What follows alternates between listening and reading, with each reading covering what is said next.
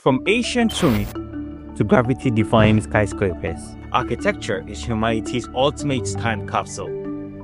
It's not just about buildings, it's about power, dreams, status, and survival.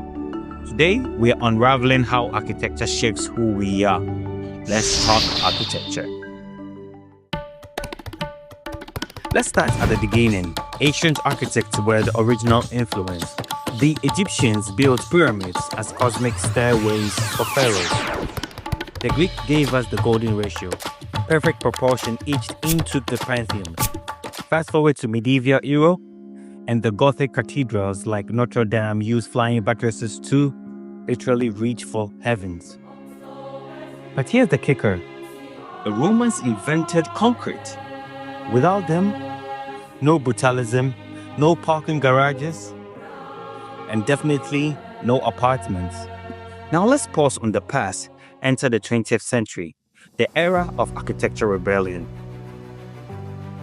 The Bauhaus school said, no more frills, clean lines, open spaces, and the best of less is more. Then came Le Corbusier, who turned houses into machines for living. And honestly, we are still debating if that's genius or a dystopian. Fast forward to today where Zaha Hadid scares defying physics. And Biakingil slaps a ski slope on the power plant.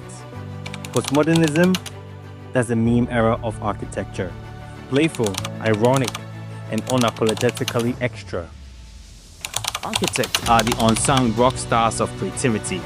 Frank Lloyd Wright didn't just design buildings, he fused them with nature. Ado Ando, he turned concrete into poetry, using light and shadow. And let's not forget Zaha Hadid, the queen of curves, who proved that even concrete can dance. And then there's Biakingil, the Willy Wonka of architecture, my favorite. Ski on a power plant? Why not? His motto, yes is more, because why choose between fun and function? But here's the big question. Can architecture save the planet? Meet sustainable design. Buildings today eat sunlight for breakfast. Solar panels, wind catchers, and mycelium bricks. Yes, the mushroom stuff. The Bullet Center in Seattle is like the Tesla of buildings. Net zero energy, self-sufficient, and cooler than my Instagram feed.